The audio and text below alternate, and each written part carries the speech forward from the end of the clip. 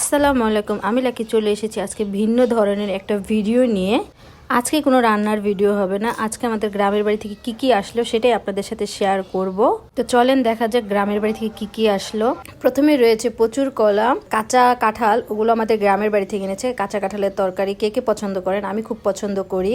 কাঁচা আম আর শাক সবজি আছে, আমাদের গ্রামের বাড়ি থেকে শাক সবজি পাঠানো হয়েছে।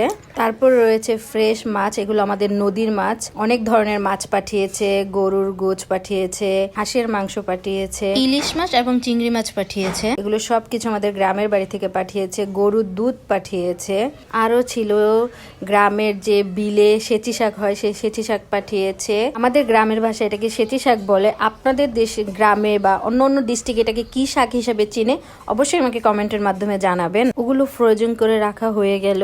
এখন আমাদের বাসায় সবাই এই যে গ্রামের থেকে নারকেল এসেছে, সেই নারকেল কুড়াচ্ছে। ডাটা এসেছে, সেই ডাটা কেটে নিচ্ছে।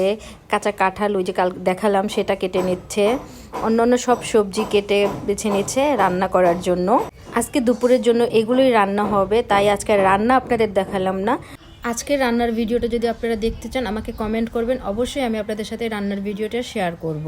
যদি আপনাদের ভালো লাগে অবশ্যই আমাকে লাইক কমেন্ট শেয়ার করবেন এবং কি আমাকে সাবস্ক্রাইব করে যাবেন। আমার ফেসবুক একটা পেজ আছে, পেজে ফলো দিয়ে যাবেন। যদি আমার ভিডিও ভালো লাগে অবশ্যই আমাকে কমেন্ট করবেন। সবাইকে অসংখ্য ধন্যবাদ আমার ভিডিও দেখার জন্য। আমার পাশে থাকবেন। সবাইকে আল্লাহ হাফেজ।